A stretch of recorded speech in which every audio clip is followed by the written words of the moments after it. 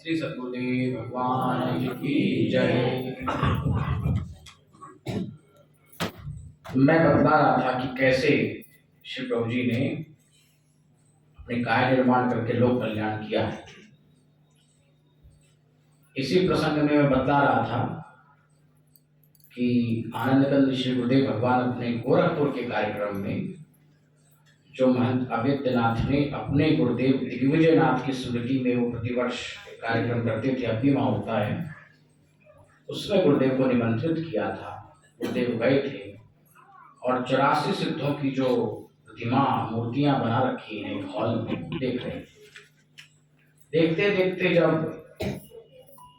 भगवान मत्स्येंद्रनाथ की प्रतिमा के सामने गुरुदेव गए तो देख करके बोले, हमारे गुरु भाई डॉक्टर विजय सिंह माँ गुरुदेव के साथ ही खड़े थे, बोले लल्ला इनको मत्स्येंद्रनाथ का ज्ञान नहीं है।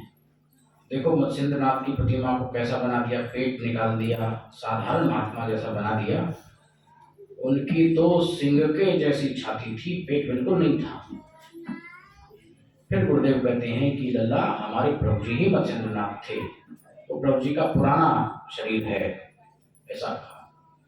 तो गुरुदेव ने इस बात की पुष्टि की, परिपुष्ट किया कि नाथ संप्रदाय का प्रारंभ भी हमारे श्री प्रभु जी से ही है और नाथ संप्रदाय नहीं, हमारी योग विधा है, हठयोग विधा है।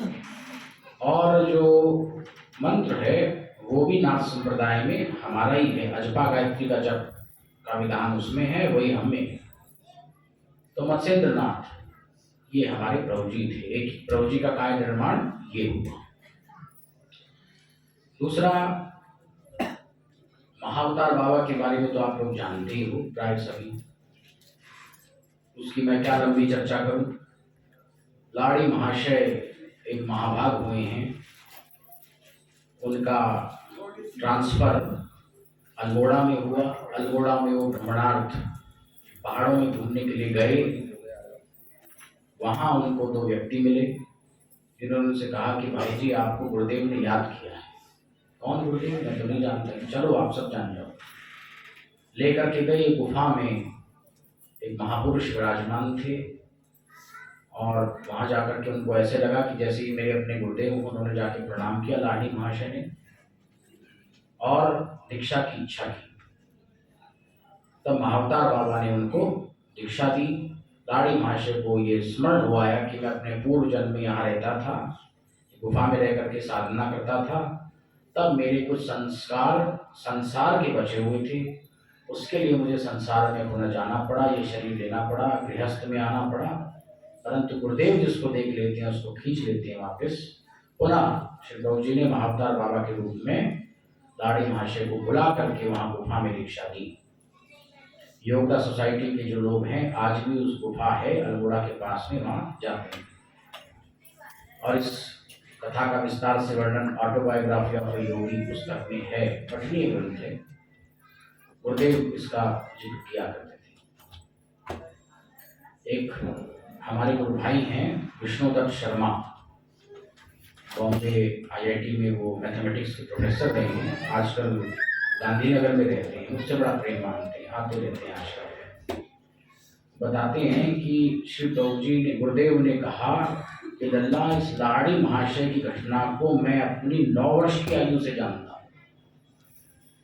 देखो इस लोक जीवन में तो गुरुदेव श्री प्रभु जी की चरण शरण में जब आए तो 16-17 वर्ष के थे, परंतु गुरुदेव ने कहा कि मैं 9 वर्ष की अपनी अवस्था से लाड़ी महाशय वाली घटना को जानता हूँ। गुरुदेव ने अपने मुख से कहा। तो वो भी अपना ही आश्रम है, अपना ही संप्रदाय है। वहां पर सिद्ध योग शब्द न कह करके क्रिया योग वो लोग बोलते हैं, क्योंकि सिद्ध योग साधना में भिन्न भिन्न प्रकार की क्रियाएं साधकों को स्वतः होने लगती हैं। किसी को आसन होने लगते हैं, अलग अलग प्राणायाम होने लगते हैं, इसलिए उन्होंने उसको क्रिया योग नाम दे दिया है। किंतु क्रिया योग शब्द योग दर्शन के अंदर दूसरे रूप में है। तपस्वाध्याय ईश्वर प्रणिधानानि क्रिया योगा। योग दर्शन ये बताता है कि तप स्वाध्याय और ईश्वर प्रणिधान, ये क्रिया योग है। साधक तप करे, तप का अर्थ ये नहीं है कि वो 5 धूनी लगा के बैठ जाए, ये तप है। तप का अर्थ ये है कि अपनी नियमानुवर्तता से यदि कोई सुबह 2 घंटे मंत्र जप कर लेता है, ध्यान में बैठ जाता है, जीवन तत्व साधन कर लेता है, ये बहुत बड़ा तप है और ये सरल भी नहीं है। नियमानुवर्तता का पालन करना कठिन काम है, इसलिए ये तप है। तपानाम तपो प्राणायामम, तपो में तप प्राणायाम को कहा है। प्राणायाम का कोई अभ्यास करे सबसे बड़ा तप है। अपने मन और बुद्धि पर, इंद्रियों पर नियंत्रण रखे, ये तप है। स्वाध्याय करे, मंत्र जप सबसे बड़ा स्वाध्याय है।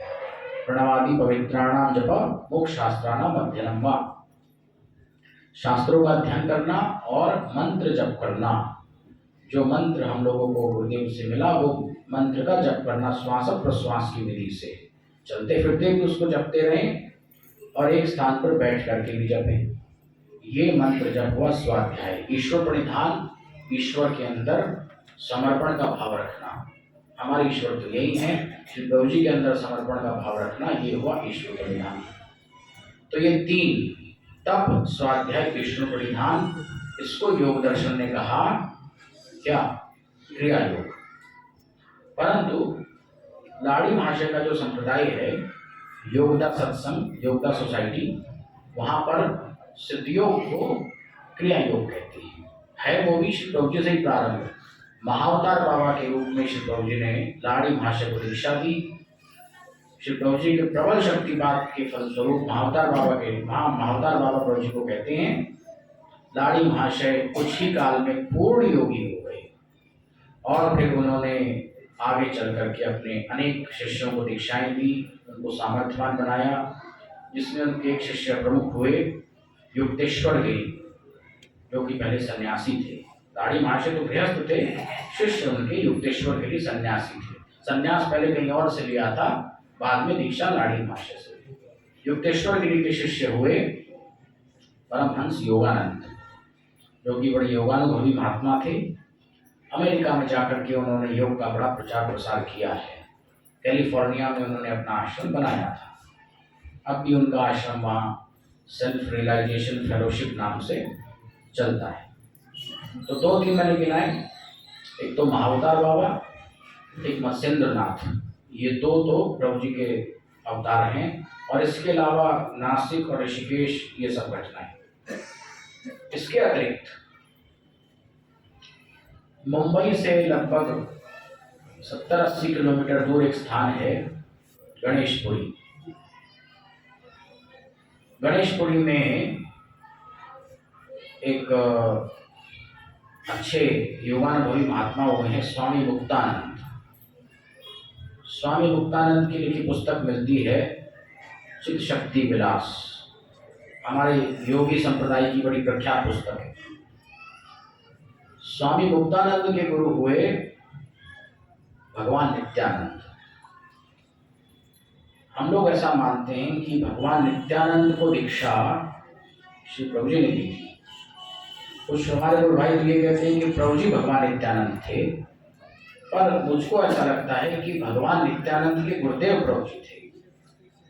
वहां पर बिल्कुल जो योग परंपरा हमारी है, सिद्ध योग मार्ग, हम सिद्ध योग बोलते हैं, वहाँ सिद्ध योग है, यही सिद्ध योग बोला जाता है, शक्तिपात योग। जो ध्यान पद्धति हमारी है, ठीक वैसे ही ध्यान पद्धति वहाँ है, यही शक्तिपात योग का मार्ग है। तो वहाँ भी सिद्ध योग की परंपरा देखने में हमको मिलती है। सिद्ध योग की परंपरा भारत में इस रूपक में बहुत कम देखने को मिलती है। हमारे आश्रमों में है, यहाँ हमने देखा वहाँ है। ये एक और महात्मा हुए हैं अल्मोड़ा के पास में, हेड़े खान। एक स्थान हेड़े खान नाम से वहाँ है अभी भी। तो हेड़े खान बाबा लगभग वही 1888 में उस स्थान पर प्रकट हुए। हेड़ा खान गांव का नाम है। कोई नहीं जानता था कि वो महात्मा कहाँ से आए, कहाँ थे। एकाएक वहाँ प्रकट हुए, गुफा में लोगों ने उनको देखा। उनका स्वरूप बिल्कुल हमारे प्रभु जी के जैसा जटाजूट वाला स्वरूप था और उनकी अनेक योगेश्वरी से पूर्ण, यौगिक चमत्कारों से पूर्ण घटनाओं को वहाँ के निवासियों ने अनुभव किया। ठीक वही समय 1888 का जो प्रभु जी ने ये शरीर धारण किया अमृतसर में, वही समय हेड़े खां बाबा का भी है। तो हेड़ा खान बाबा के रूप में श्री प्रभु जी वहाँ रहे और आज भी उनके आश्रम में ठीक वही मान्यताएं हैं। वो लोग भी यही मानते हैं कि हेड़ा खान बाबा नेपाल में अपने मूल शरीर से रहते हैं, कुछ काल के लिए लोक कल्याण के लिए आए थे, मूल रूप से वही रहते हैं। माने जो हमारी मान्यताएं हैं हमारी आश्रमों में ठीक वही हेड़ा खान बाबा के वहाँ भी है। तो वो भी श्री प्रभु जी का ही काया निर्माण थे। तो हम ये देखते हैं कि इतना अलौकिक चरित्र देखने में आता है प्रभु जी का कि प्रभु जी ने कितने शरीरों का निर्माण करके एक ही समय में इतना व्यापक योग प्रचार खड़ा किया। और देखने की बात ये है कि इतना प्रचार कर गए परंतु फिर भी कोई बहुत जानता नहीं। क्यों नहीं जानता? उसमें भी शायद प्रभु जी का संकल्प रहा होगा। प्रभु जी कहा करते थे कि भाई योगी तो लाइट दिखाते हैं और पीठ पे लेते हैं, ये काम करते हैं, उनको नाम की बड़ाई नहीं चाहिए। अमानी मानद मान्य, अमानी है, मान की इच्छा नहीं रखते, दूसरों को मान दिया करते हैं। तो ये प्रभु जी का अलौकिक चरित्र है कि इसीलिए प्रभु जी ने एक शरीर से कार्य नहीं किया, नहीं तो एक शरीर की प्रसिद्धि बहुत हो जाती। अलग अलग शरीर बना के अलग अलग नाम रख करके योग प्रचार करते रहे। बनारस में भी श्री प्रभु जी उसी समय रहे ब्रह्मचारी सर्वानंद के नाम से। एक आनंदगंज श्री गुरुदेव जी के गुरु भाई थे महंत बालकृष्ण दास, वो कटक में भट्ट मठ के महंत थे। प्रभु जी के शिष्य थे, आप लोग पढ़ते होंगे, पुस्तकों में वर्णन है। हमारे बाबा ब्रह्मचारी वेदराम जी थे, उन्होंने वो देखे भी थे। तो वो प्रभु जी के शिष्य थे, गुरुदेव के गुरु भाई थे महंत बालकृष्ण दास। बनारस में वो गए, वहाँ एक देवी की बड़ी उन्होंने ख्याति सुनी, कोई महिला योगिनी के रूप में प्रसिद्ध थी, उसका आश्रम था। वहाँ उन्होंने जाकर के देखा कि प्रभु जी का स्वरूप लगा हुआ है, वो देवी प्रभु जी की शिष्या है। तो महंत जी ने उनसे पूछा कि बहन जी आपको हमने कभी आश्रम में तो देखा नहीं, प्रभु जी के समय में आपने प्रभु जी से दीक्षा कब ली? तो उसने बताया कि भाई जी श्री प्रभु जी अपने इसी जटाजूट वाले स्वरूप से भ्रमण करते हुए बनारस से निकल रहे थे और ग्रामीण महिला थी, भगवान शिव का पंचाक्षरी मंत्र का जप करती थी, शिव मंदिर में जाने के लिए निकली थी। तो अकस्मात प्रभु जी सामने उसके आ गए, उसके भाग्योदय हुआ। उसने ये अनुभव किया कि जैसे साक्षात भगवान शिव उसके सामने खड़े हों। उसने उसी भाव से प्रणाम किया। प्रभु जी ने उसके सिर पे हाथ रखा और बोले, देवी आज से हम तुझे भजन करना सिखा देते हैं, आज से तुझे भजन करना आ जाएगा। बस उस पर कृपा करके प्रभु जी तो चले गए। उसके बाद उस देवी की प्रगति होती गई और धीरे धीरे वो साधना करते करते पूर्ण योगिनी बन गई। उसकी माँ बड़ी ख्याति थी। उसके बाद महंत बालकृष्ण दास गुरुदेव भगवान के दर्शनार्थ समाई आश्रम आए। तो ट्रेन से वो आ रहे थे तो वो अनुभव कर रहे थे कि ट्रेन के साथ साथ वो देवी आकाश मार्ग से चलती आ रही थी, ऐसी वो योगिनी बन गई थी। योग में स्त्री पुरुषों का भेद नहीं होता, ये तो सार्वभौम विद्या है। स्त्री पुरुष बाल वृद्ध सब इसके अधिकारी हैं। अधिकारी भेद तो रहता है, लेकिन वो अधिकारी भेद रहता है योग्यता के आधार पर, जेंडर के आधार पर। योग में कोई भेद नहीं होता। हमारे आश्रम में तो स्त्रियां भी योगिनी बनी हैं। महात्मा ऋषि देवी, द्रौपदी देवी श्री प्रभु जी की शिष्या हुई हैं, सबकी ऊंची ऊंची ध्यान स्थिति हुई है, कोई भेद नहीं है। वो देवी योगिनी हो गई श्री प्रभु जी की कृपा को पाकर। उस समय प्रभु जी भ्रमण काल में थे, नेपाल हिमालय से जाने से पूर्व की ये घटना है। जिस समय प्रभु जी हरिद्वार से होते हुए फिर इधर बंगाल बिहार होते हुए फिर आसाम पहुंचे, आसाम से नेपाल गए, इस प्रकार से भ्रमण करते हुए। एक बात और देखने लायक है, मैंने ये अनुभव किया कि महापुरुषों के चरित्रों के दो चरण हैं उनके लीला काल के। भगवान कृष्ण की हम बाल लीलाओं को देखते हैं तो बाल लीलाएं भगवान की ऐसी अलौकिक हैं कि बस जिसको छू दिया, स्पर्श कर दिया, वही कृपा को पा गया। गोपियों को बस आंख भर के देख लिया, देखने मात्र से कृपा हो गई, कृष्णमय हो गई गोपियां। इतनी अलौकिक लीला। छू दिया जिसको, बस निगाह भर के देख लिया जिसको, उस पर कृपा कर दी। उद्धव ने यही तो जाके अनुभव किया। गोपियां समाधिस्थ थी, संप्रज्ञात योगिनियां थी। कृष्णोहम की अनुभूति गोपियों को सदैव रहती थी। मैं कृष्ण हूँ, ऐसे वो बोलती थी। मैंने पर्वत उठाया, मैंने बंसी बजाई, मैंने गोवर्धन धारण किया, ये गोपियों का अनुभव होता था। सखी संप्रदाय इत्यादि में तो गोपी भाव के लिए प्रयत्नशील रहते हैं, परंतु गोपियां गोपी भाव से ऊपर उठ के कृष्ण भाव को प्राप्त हो गई थी। तो इसलिए गोपियों को भगवान की अलौकिक कृपा प्राप्त हुई। ये भगवान की बाल लीलाओं में है। जब भगवान द्वारिकाधीश 16,000 रानियां उनके साथ में रहती हैं, कृपा तो उन पर भी रहती है। परमात्मा जिसको एक बार देख ले उस पर कृपा हो जाती है, पर जो स्थिति गोपियों को प्राप्त हुई वो उनको नहीं प्राप्त हुई। इसका कारण ये है कि भगवान अपने शुद्ध ब्रह्म भाव में, अपने उस वृंदावन वास की जो भगवान की लीलाएं हैं, उनका कोई सानी नहीं है, कोई मुकाबला नहीं है। बाद की लीलाएं भी उन्हीं भगवान की हैं, परंतु अंतर है। अंतर ये है कि बाल्यकाल में जो भगवान की पहले चरण की पहला जो फेस है उनके लीला काल का, उसमें वो अलौकिकता है। ऐसे ही आनंद प्रदेश प्रभु जी के लीला चरित्रों को जब हम देखते हैं, तो उसमें जब प्रभु जी अपने जटाजूट के वेश में भ्रमण कर रहे हैं, तो बस एक क्षण के लिए जिसको देख लिया, सिर पे हाथ रख दिया, सिद्ध बना दिया।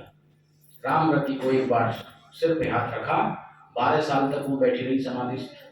हरिहरानंद को हृदय से लगा लिया, स्पर्श दीक्षा दे दी, हार्द दीक्षा दे दी, तब तुझे महासिद्ध बना दिया। आज भी वो बैठे हैं समाधि में, शीशागिरी के पर्वत पर समाधिस्थ में बैठे हैं। मैंने अपने विद्यार्थियों को कहा कि तुम गूगल में सर्च करा के पता लगाओ शीशागिरी पर्वत नेपाल में कहाँ है। पता लगाया उन्होंने, लड़के ने मुझे दिखाया था कि शीशागिरी पर्वत आज भी है। तो कहने का मेरा अभिप्राय ये है कि बाद में जब प्रभु जी नेपाल हिमालय से लौट करके आए, काय निर्माण से, आश्रमों के निर्माण प्रभु जी ने किए, योग प्रचार किया, शक्तिपात योग दीक्षाएं दी, जीवन तत्व साधन, अमर तत्व साधन, फल तत्व इत्यादि का प्रचार प्रसार किया, परंतु जो अलौकिकता प्रभु जी के पहले के चरित्रों में है, देख लिया, सिद्ध बना दिया।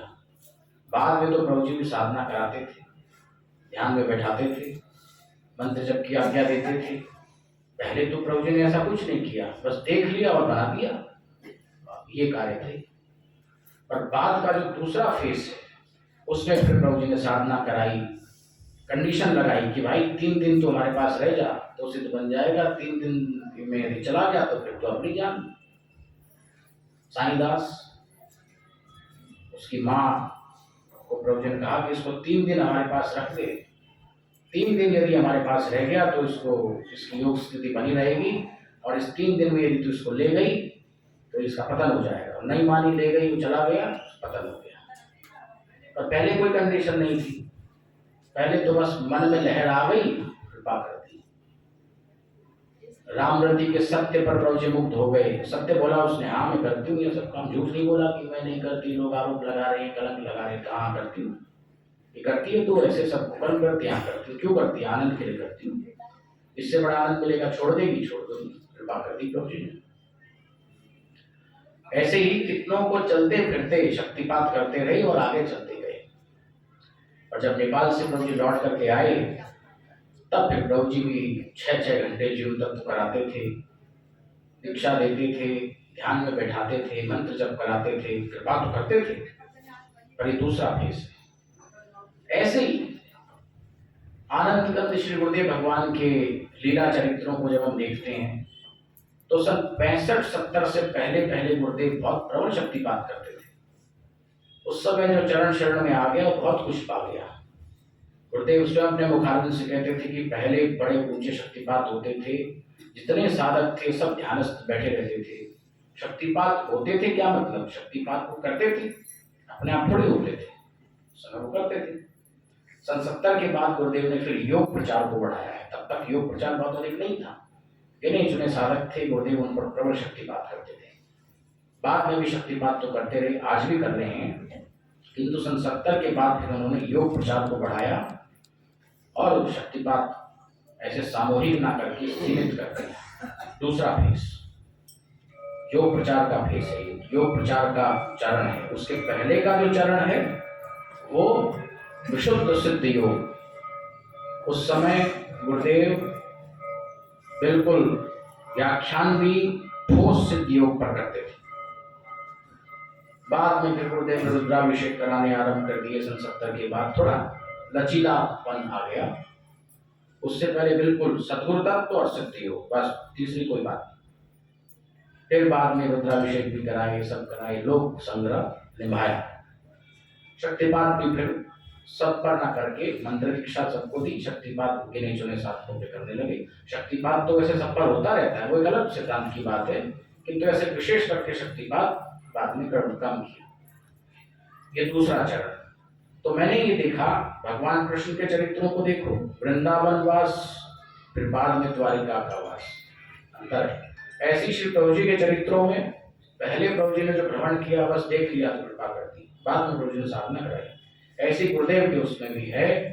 गुरुदेव अपने मुखारविंद से कहते थे कि समाई के प्रारंभिक निवास के दिनों में 40 साधक ध्यान में बैठे, 40 के 40 ध्यानस्थ थे, और जितने आते थे सब कीर्ते पढ़ते रहते थे। सालवन में गुरुदेव ने एक साधु राम हमारे गुरु भाई थे, उनको दीक्षा दी और आरती के बाद उसको ध्यान में बैठाया।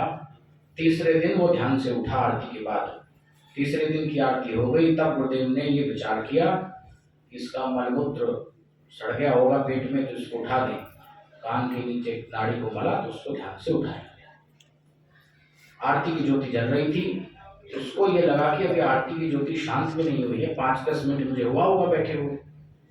तो उसने कहा कि गुरुदेव मुझको इतना जल्दी आपने क्यों उठा दिया, ज्ञान की भाषा में, गुरु जी इतना जल्दी क्यों उठा दिया, अभी तो बैठा था। गुरु जी बोले तुझे तीसरा दिन हो गया बैठे हुए, 3 दिन से लगातार बैठा है। ऐसा प्रबल शक्तिपात गुरुदेव ने किया और उसी कालखंड में गुरुदेव ने कितनों को योगी बना दिया, देख दिया, कृपा कर दी, योगी हो गए।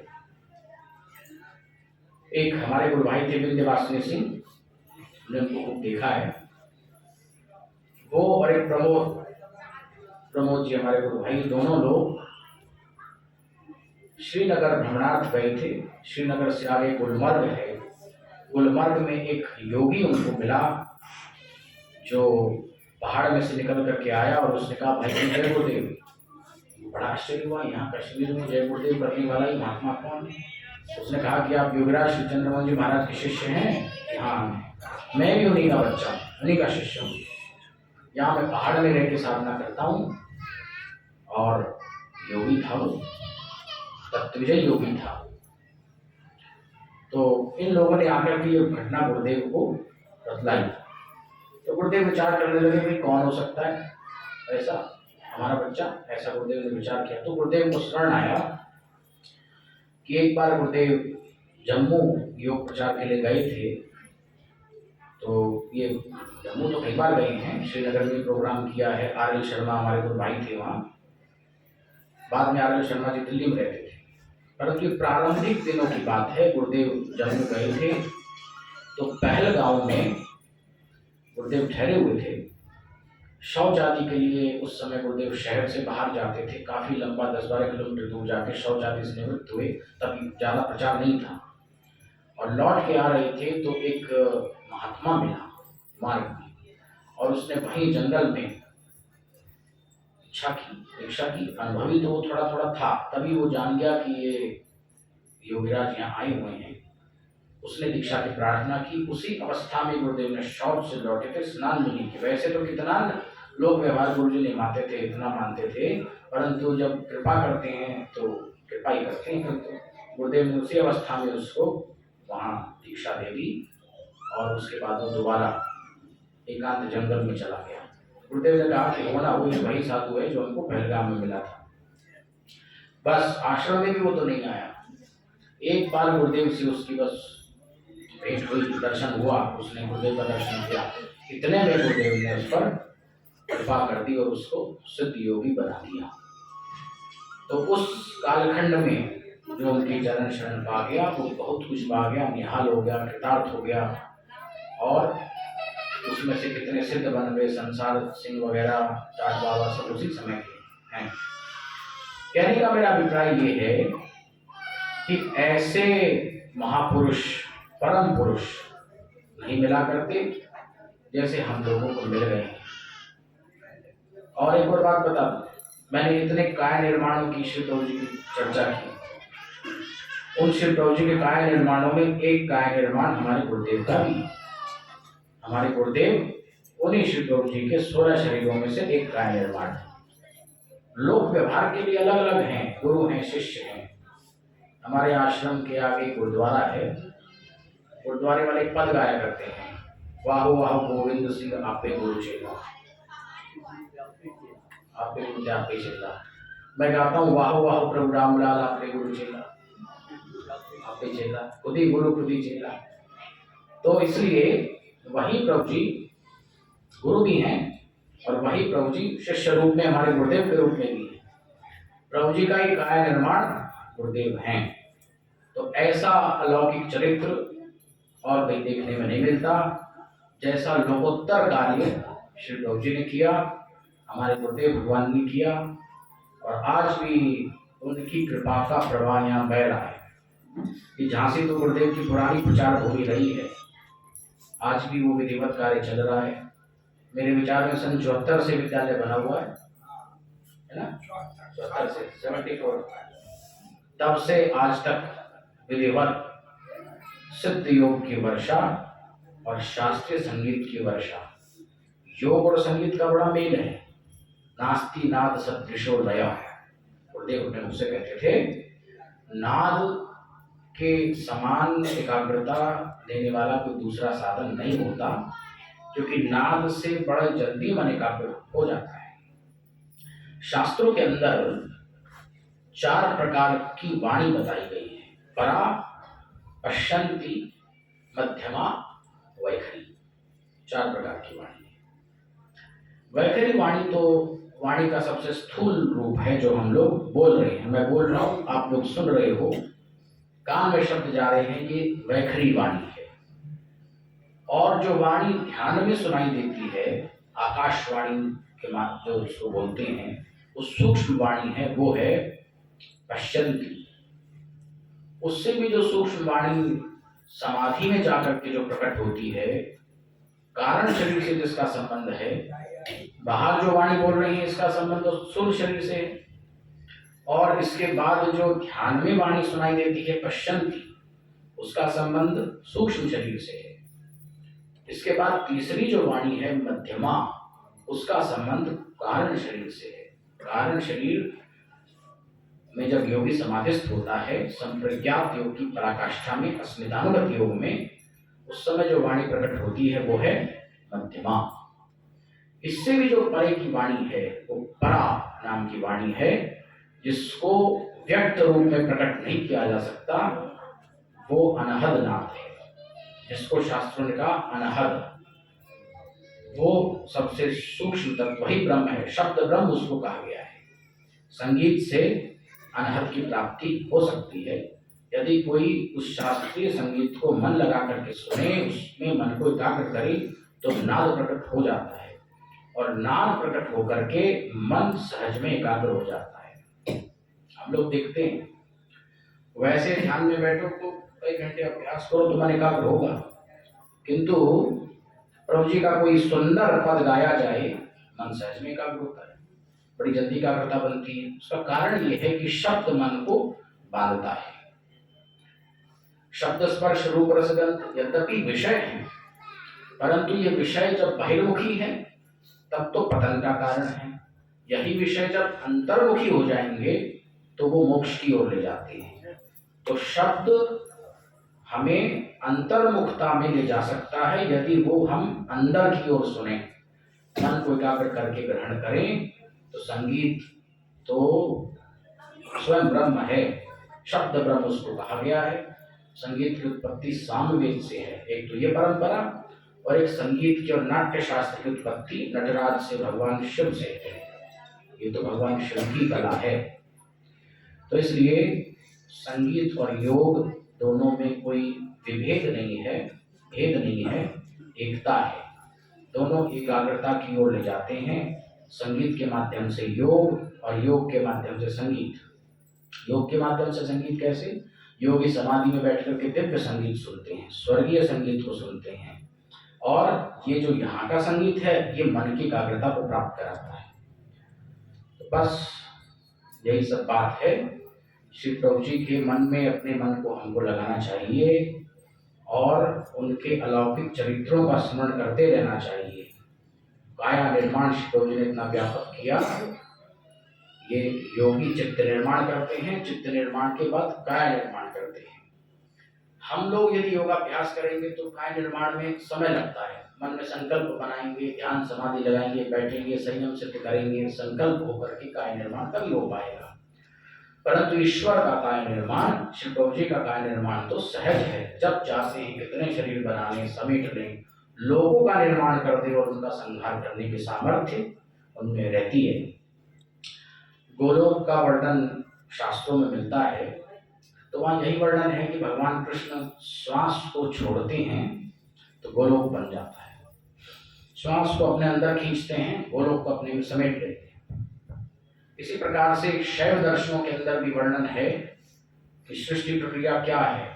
शिव का निमेष और उन्मेष है। शिव नेत्र खोलते हैं तो संसार को रच लेते हैं, नेत्र बंद करते हैं संसार को समेट लेते हैं, अपने अंदर कर लेते हैं। तो इस प्रकार से योगियों की अचिंत्य शक्ति है। अचिंत्य शक्तिमान योगी नाना रूपाणि धारिये सहरिच्च पुरस्तानि स्वेच्छया विजितेन्द्रिय नासो मरणमाप्नोति पुनर्योगम बलेन तु कठिन मृत एवासो मृतस्य मरणं कुतः। इसका अर्थ ये हुआ कि अचिंत्य शक्ति योगी की होती है। योगी नाना रूप धारण करते हैं, एक ही समय में अलौकिक उनके चरित्र रहते हैं। श्री प्रभु जी ने तो काया निर्माण किए। हमारे गुरुदेव ने कितने काया निर्माण करके अपने बच्चों का कल्याण किया है। एक ही समय में वो एक स्थान पे योग प्रचार कर रहे हैं, इधर उधर अपने बच्चों पर कृपा कर रहे हैं। ऐसी हजारों घटनाएं मैं सुनाने लगूं तो शाम हो जाएगी, संध्या काल हो जाएगा। इतनी उनकी घटनाएं हैं, इतना उनका बड़ा अलौकिक चरित्र है। उत्तर प्रदेश में मलावन में गुरुदेव योग प्रचार कर रहे थे, तो एटा के गुरु भाइयों ने आकर के प्रोग्राम मांगा। गुरुदेव ने कहा कि वो इस समय तो प्रोग्राम नहीं देंगे। बिना गुरुदेव की आज्ञा के उन्होंने वहाँ कार्यक्रम रख दिया। एटा मलावन बिल्कुल पास लगे हुए। तो आकर के गुरुदेव से निवेदन किया कि महाराज जी हमने थोड़ी ढिठाई तो की है, पर आपका प्रोग्राम वहाँ रख दिया है, पॉम्पलेट सब छप गए हैं। गुरुदेव ने कहा कि भाई ये ठीक नहीं किया, बिना आज्ञा के रख दिया, चलो हम देखेंगे। अब वहाँ भी कार्यक्रम चल रहा है और वहाँ भी उन्होंने कार्यक्रम रख दिया। सब लोगों ने देखा कि गुरुदेव आए, प्रवचन किया, प्रवचन करने के बाद चले गए। तो लोगों को बड़ा आश्चर्य सा हुआ। एक ही दिन का प्रोग्राम उन्होंने वहाँ प्रवचन रखा था। ये ऐसा कैसे हो गया कि महाराज जी आए और चले गए, ना कोई विचित्रता सी दिखी, ना कोई साथ में। तो वहाँ से वो मलावन पहुँचे, 15-20 किलोमीटर की दूरी थी। वहाँ जाकर के देखते हैं तो गुरुदेव वहाँ बैठे हैं, प्रवचन कर रहे हैं। तब उनको यह अलौकिकता समझ में आई कि उसी समय में गुरुदेव वहाँ भी प्रवचन कराए और वहाँ भी प्रवचन कर रहे हैं। ये उनका काया निर्माण है। ऐसे कार्य करने के लिए उनको कुछ मेहनत नहीं है, सोचना नहीं पड़ता, संकल्प मन में आया और कर दिया। योगी संकल्पवान होता है। वैसे श्री प्रभु जी ने गुरुदेव को अपनी संकल्प शक्ति दी थी। मुझे एक छोटी सी घटना याद आई। हमारे दिल्ली आश्रम में एक ब्रह्मचारी रहा करते थे, हरिभक्त चैतन्य जी, आप लोग जानते हैं। बड़ा लंबी दाढ़ी थी उनकी, ऐसे लंबी चौड़ी, हमने खूब देखा उनको। उनके एक भतीजे भी थे, सूर्यानंद। तो हरिभक्त चैतन्य जी ने हमारे बाबा ब्रह्मचारी वेदराम से कहा कि भाई पालम है दिल्ली में स्थान, एक प्रभु जी का शिष्य रहता है, उसका नाम राम करके कुछ था।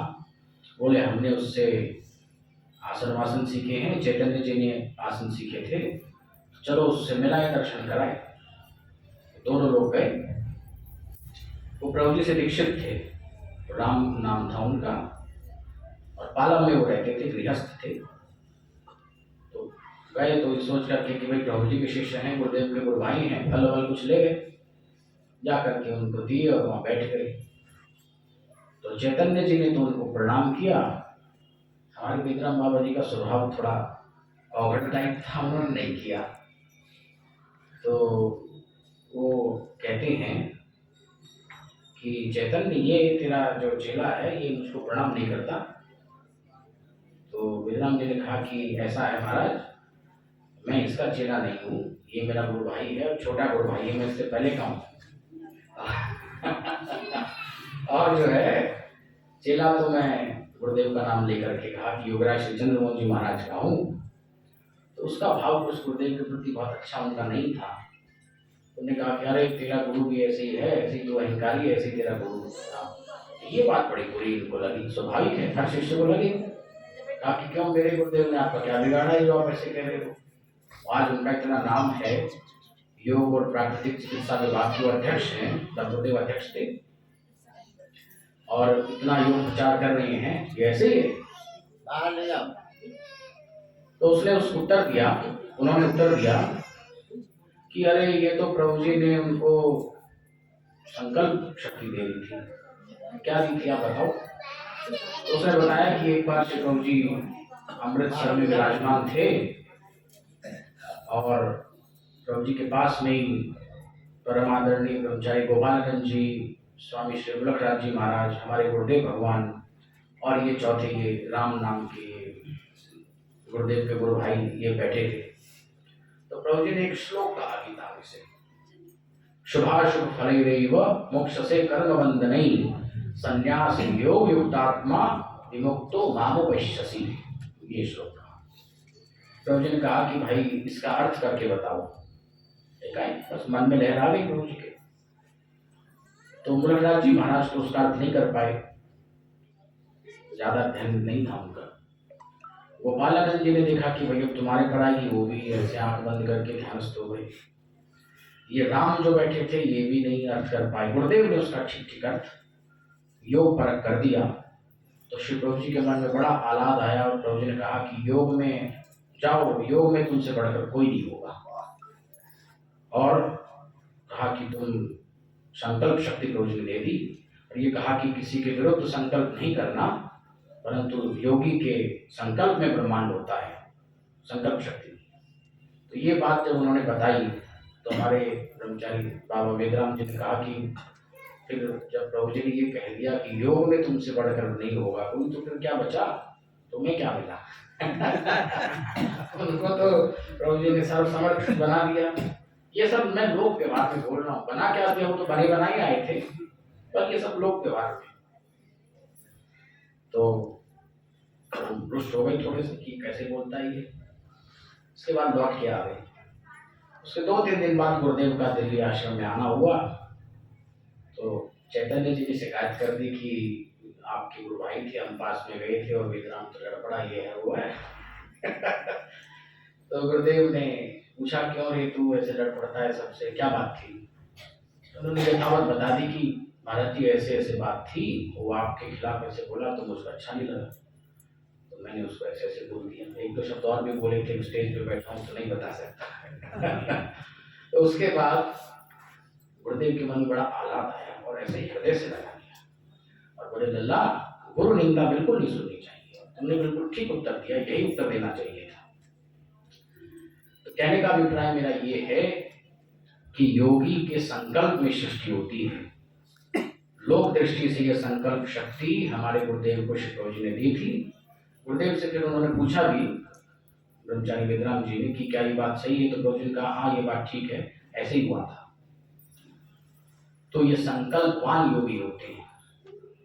आज ये उन्हीं का संकल्प है, हम गुरुदेव के संकल्प में बैठे हैं। जैसे गुरुदेव के प्रति प्रभु जी ने संकल्प बनाया कि भाई इनके द्वारा हमको इतना योग प्रचार कराना है, तो गुरुदेव ने प्रभु जी के प्रति संकल्प बनाया। वो पहली बार जब स्वप्न में दर्शन हुआ कि वो कुएं पर खड़े हैं, डोल से जल पिला रहे हैं, पिलाने लगे तो पीने वालों की भीड़ बढ़ गई, ये प्रभु जी का संकल्प है। क्योंकि प्रभु जी से वो कार्य कराना था। जब गुरुदेव जाने लगे नेपाल हिमालय को छोड़ छाड़ के, तो प्रभु जी ने कहा बहुत बड़ा कार्य तुमसे प्रभु कराएंगे, अभी आश्रम छोड़ के शपथ को न जाओ, आश्रम नहीं रहो, बहुत बड़ा कार्य कराएंगे। ये प्रभु जी का संकल्प। और आज जो हम ये कार्य हो रहा है यहाँ, ये गुरुदेव का संकल्प। कल आचार्य जी कह रहे थे कि इन्होंने कहा कि अभी हाथों की कमी है, तो गुरुदेव ने कहा हजारों हाथ हो जाएंगे, हजारों हाथ हो जाएंगे। ये गुरुदेव का संकल्प, उनके संकल्प की पूर्ति हो रही है। एक बार अमृतसर में गुरुदेव कार्यक्रम के लिए गए हुए थे, तो अमृतसर का कार्यक्रम हमारा बहुत बड़ा नहीं होता था। गुरुदेव का प्रचार पूर्वी उत्तर प्रदेश में, झांसी में, इधर तो सब रहा है, पंजाब में उतना नहीं था। तो गुरुदेव ने कहा कि लल्ला समय ऐसा आएगा जब प्रभु जी की जयंती यहाँ अमृतसर में मनाया करेंगे तो ट्रेन भर भर के आया करेंगी हमारे बच्चों को। ये उनका संकल्प है। समाज के लिए भी उनके बड़े बड़े संकल्प है कि यहाँ विद्यालय बनेगा, योग विद्यालय बनेंगे, विश्वविद्यालय योग के बनेंगे। समय आएगा वो सब संकल्प पूरे होंगे। योगियों के संकल्प विफल नहीं होते। कहने का मेरा अभिप्राय ये है कि ऐसे सामर्थ्यवान गुरुदेव की प्राप्ति हम लोगों को हुई है। हम लोगों को चाहिए कि उनकी आज्ञाओं को माने, अपने योग ध्यान को बढ़ाएं, मंत्र जप करें, खूब मंत्र जप करें, चलते फिरते करें, और प्रातः काल में तो करें ही करें, चलते फिरते भी करते रहें। उनकी कृपा अपने हर बालक पर रहती है। हर कोई उनकी दृष्टि में रहता है। जो उनकी दृष्टि में आ गया समझो वो तर गया। सबको केवल ये लाभ होगा जिस पर उनकी दृष्टि आ गई, जिसके हृदय में वो विराजमान हो गई। बस देरी इस बात की है कि किसको कितना समय लगता है। यदि कोई योग्य साधक है, एक जन्म में सिद्ध हो सकता है। यदि वैसी योग्यता नहीं है तो अगले कभी किसी जन्म में प्रभु जी साधना कराएंगे, पर अंततो गत्वा कल्याण भाजन तो सब बनेंगे ही बनेंगे। परंतु एक बात है, ब्रह्मचारी गोपालानंद जी का जब शरीरपात हुआ, देहावसान हुआ, श्री प्रभु जी के समय में उनका हो गया था, तो प्रभु जी के एक शिष्य थे माधव राम खन्ना। उन्होंने श्री प्रभु जी से पूछा कि प्रभु जी, भाई ब्रह्मचारी गोपालानंद जी कहाँ गए, किस लोक को गए? तो श्री प्रभु जी ने उत्तर दिया, भाई वो गोलोक में गया है। श्री प्रभु जी वो कब तक रहेंगे, कब उनका जन्म होगा? तो प्रभु जी ने कहा कि भाई गोलोक ऊर्ध्व लोकों में चला जाता है, दिव्य लोकों में, तो लाखों करोड़ों वर्षों के बाद फिर उसका इस पृथ्वी पर, अग्निमंडल पर आना होता है। क्योंकि समय का भेद रहता है। वहाँ लाखों वर्ष भी थोड़े मालूम पड़ते हैं, यहाँ वहाँ का कुछ काल, और यहाँ तो बहुत सारा समय निकल जाता है। तब तक जाएंगे, कुछ समय रहेंगे, अपना संस्कारों को भुगतान करेंगे, लौट करके आएंगे, तब तक यहाँ युग पलट जाएगा। तो लाखों वर्षों के बाद आना होगा। ऐसा ही गुरुदेव राजनारायण के लिए, जीवन वाले अशोक शर्मा, इन सब के लिए कहा करते थे। सब स्वर्गीय हैं हमारे बच्चे। दिल्ली में हमारे गुरु भाई हैं विष्णुदत्त शर्मा, उनको देखते गुरुदेव तो कहते, विष्णु जी तुम्हारे ग्रुप में मैंने 2-3 बच्चे भेजे हैं अपने, एक राजनारायण को भेजा है, एक अशोक को भेजा है, खुशीराम को भेजा है, ठीक तो है वो? ऐसे कहते हैं। तो प्रभु जी ने उत्तर दिया कि लाखों वर्ष के बाद वो लौट के आएगा। प्रभु जी आप उन्हें फिर मिलेंगे? तो क्या कहा प्रभु जी ने कि भाई ये तो समय बताएगा, उस समय पृथ्वी का क्या रूपक होगा, हमारा क्या रूपक होगा, अभी कुछ नहीं कह सकते, क्योंकि बहुत कुछ बदल जाता है प्रकृति में। हम देख रहे हैं रोज परिवर्तन आ रहा है। लाखों वर्ष के बाद क्या पृथ्वी का स्वरूप होगा नहीं कह सकते। तो इसलिए अभी इसी समय रहते हम साधना कर लें, नहीं तो फिर स्वर्गीय संस्कार बन जाएंगे। ऊर्ध्वं गच्छन्ति सत्वस्था सतोगुणी लोग, ध्यानी लोग तो फिर स्वर्ग में जाते हैं। यदि साधना करते करते शरीर छूट जाए तो स्वर्ग में जाते हैं, और स्वर्ग से लौट के आते हैं, तब तक यहाँ बहुत लंबा समय निकल जाता है। तो मानी एक लंबा गैप आ जाएगा मोक्ष तक पहुंचने में, लाखों वर्ष का गैप आ जाएगा। इसलिए वो गैप ना आए, उसके लिए आवश्यक है कि शरीर रहते रहते हम अपनी साधना को बढ़ाएं, अपने मंत्र जप को बढ़ाएं, मोक्ष कामी बने, मोक्ष मार्ग में चलें, और लौकिक अलौकिक सारी इच्छाएं मंत्र जप से पूरी होती है। बस इस समय यही वाणी को विराम देता हूँ। अपने मंत्र जप को सबको बढ़ाना चाहिए, आप लोगों को भी, मुझको भी, और अपनी साधना को बढ़ाएं। जय होती है। 2 मिनट नहीं, आप पूरा बोलो, आओ जल्दी आओ। ओम तत्सत। सतगुरुदेव भगवान की जय। महाप्रभु श्री राम महाराज की जय। योगी विश्वसिंह महाराज की जय। वासवाई धाम की जय। वृंदावन विहारी की जय। शंकर भगवान की जय। हर हर महादेव।